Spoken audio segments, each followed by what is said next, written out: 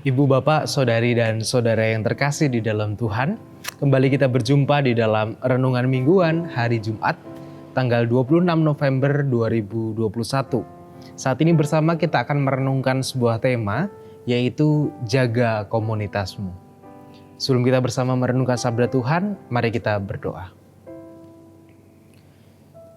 Ya Allah, Sang Sumber hidup dan kehidupan kami, saat ini Tuhan kami bersama hendak merenungkan sabda-Mu, kami hendak mendengarkan apa yang menjadi kehendak-Mu atas kehidupan kami, di dalam kami merawat dan memelihara komunitas kami, anugerah Tuhan. Tolonglah kami Tuhan, mampukan kami untuk kami dapat merenungkan firman-Mu dengan sungguh-sungguh, dan kami pun terlebih boleh melakukannya dan memeliharanya dalam kehidupan kami sehari-hari di dalam kami berkomunitas. Kami serahkan Tuhan, hidup kami serahkan perenungan kami saat ini ke dalam tangan-Mu. Di dalam nama Kristus Yesus kami memohon. Amin.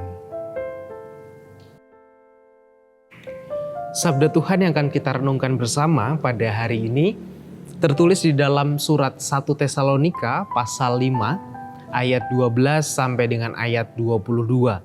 1 Tesalonika pasal 5 ayat 12 sampai dengan ayat 22. Yang demikian sabda Tuhan tentang nasihat. Kami minta kepadamu, saudara-saudara, supaya kamu menghormati mereka yang bekerja keras di antara kamu, yang memimpin kamu dalam Tuhan dan yang menegur kamu, dan supaya kamu sungguh-sungguh menjunjung mereka dalam kasih karena pekerjaan mereka. Hiduplah selalu dalam damai seorang dengan yang lain. Kami juga menasihati kamu, saudara-saudara, tegurlah mereka yang hidup dengan tidak tertib. Hiburlah mereka yang tawar hati, belalah mereka yang lemah, sabarlah terhadap semua orang. Perhatikanlah supaya jangan ada orang yang membalas jahat dengan jahat, tetapi usahakanlah senantiasa yang baik terhadap kamu masing-masing dan terhadap semua orang. Bersukacitalah senantiasa, tetaplah berdoa, mengucap syukurlah dalam segala hal, sebab itulah yang dikehendaki Allah di dalam Kristus Yesus bagi kamu. Janganlah padamkan roh, dan janganlah anggap rendah nubuat-nubuat. Ujilah segala sesuatu, dan peganglah yang baik. Jauhkanlah dirimu dari segala jenis kejahatan. Demikianlah pembacaan sabda Tuhan. Yang berbahagia ialah setiap mereka yang dengan setia merenungkan serta memelihara firman Tuhan dalam kehidupan sehari-hari. Haleluya. Amin. Sering kita berbicara tentang komunitas, atau sering kita juga mengatakan perihal komunitas. Oh, saya berkomunitas. Oh, kita punya komunitas, atau komunitas mereka dan sebagainya.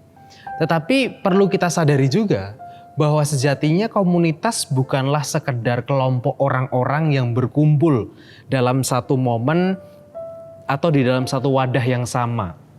Jadi komunitas berbeda hanya dengan arisan misal, atau komunitas berbeda juga dengan kelompok-kelompok yang mungkin hanya sekedar kumpul, sekedar hahaha begitu. Komunitas lebih dari itu.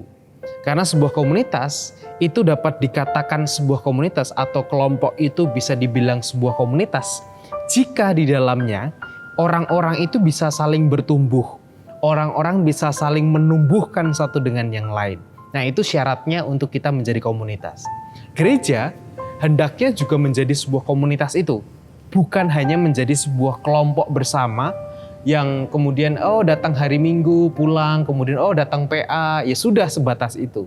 Tetapi gereja haruslah menjadi kelompok atau wadah yang menumbuhkan, saling menumbuhkan satu dengan yang lain, sehingga gereja bisa menjadi sebuah komunitas.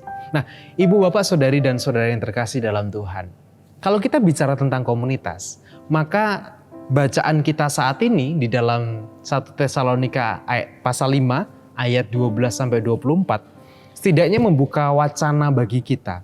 Apa sih yang harus kita lakukan jika kita mau membuat gereja atau membuat kelompok-kelompok kita di mana kita berada itu menjadi sebuah komunitas. Bahkan keluarga itu juga bisa menjadi sebuah komunitas. Syaratnya apa?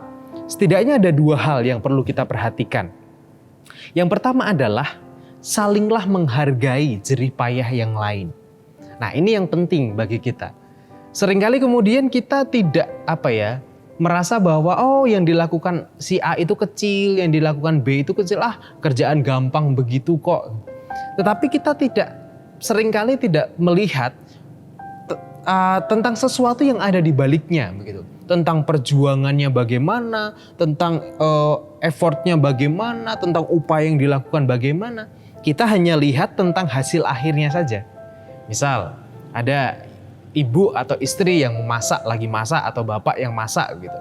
Kelihatannya sepele, kelihatannya mungkin hanya tempe orak-arik gitu.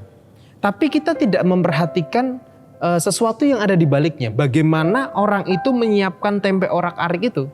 Kelihatannya sederhana, tapi mungkin dia harus belanja ini, belanja itu. Dia mungkin harus memperhitungkan bumbunya, harus nyicipi rasanya supaya pas dan sebagainya. Nah, itu adalah effort, itu adalah kerja keras.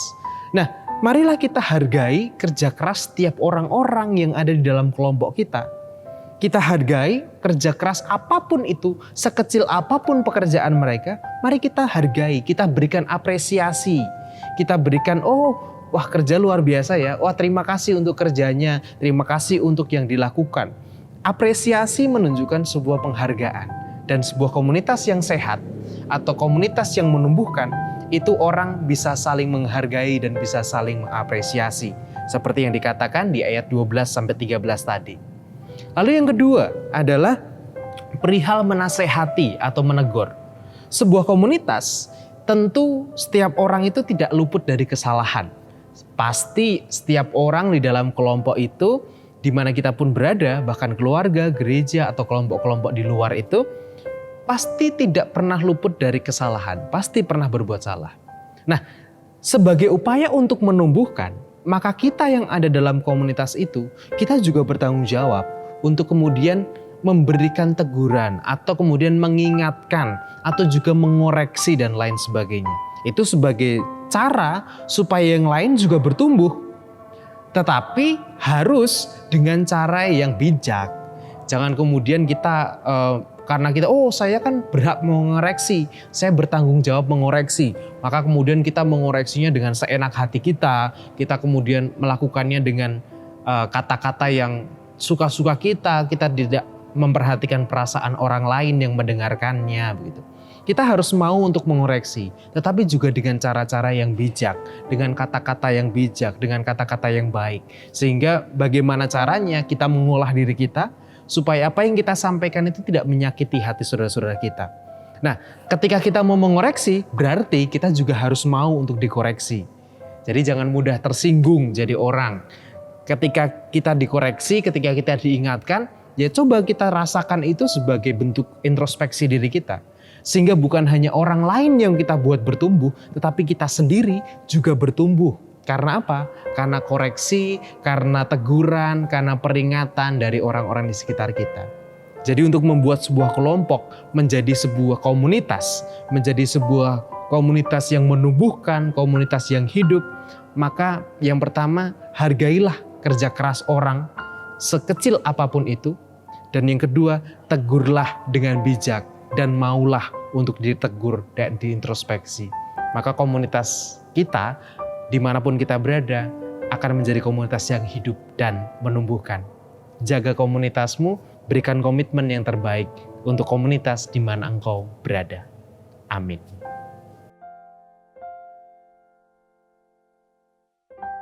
Marilah saat ini kita berdoa, menyerahkan syafaat kita dan upaya-upaya kita untuk merawat komunitas, menjaga komunitas kita di dalam doa. Mari kita berdoa. Kami bersyukur Tuhan menempatkan kami di tengah-tengah orang-orang yang luar biasa, orang-orang yang mengasihi kami, dan orang-orang yang sangat kami kasihi dengan berbagai talenta, dengan berbagai kemampuan yang mereka miliki.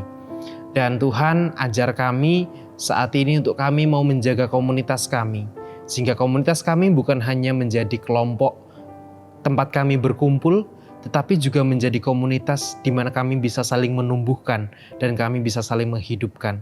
Tolong kami Tuhan, jagalah kami dan berikan kesadaran bagi kami untuk kami mau menghargai orang-orang di sekitar kami yang telah bersusah payah melakukan segala sesuatunya, sekecil apapun itu yang seringkali kami remehkan.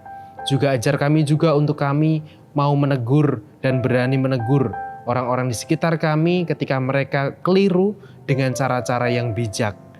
Demikian juga dengan kami pun, ajarlah kami untuk kami juga mau menerima teguran, menerima peringatan dari saudara-saudara kami yang kami tahu mereka mengasihi kami.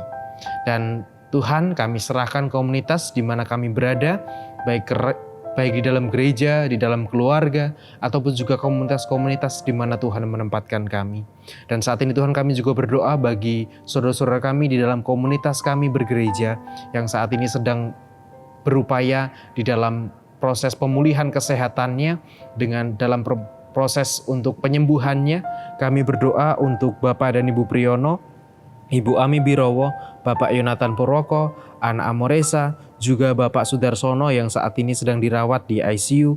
Juga kami berdoa untuk Bapak Ngatimin, Bapak dan Ibu Budiantono, Ibu Syekh Prajanji Ramadyo, Bapak Wilson Siagian, Ibu Lintang Kusumawardani, Ibu Nyak Nilawati, Bapak Warsito Utomo, Ibu Siwiati Sriwiati, Bapak Rasdiman, Bapak Setiantono, Bapak Larbadyo, Bapak Andreas Rasdiono, Ibu Dewi Selamat Sunarno, Bapak Repen Sukarsono, Saudara Yunan Widiatmoko, dan juga saudara kami yang lainnya Bapak.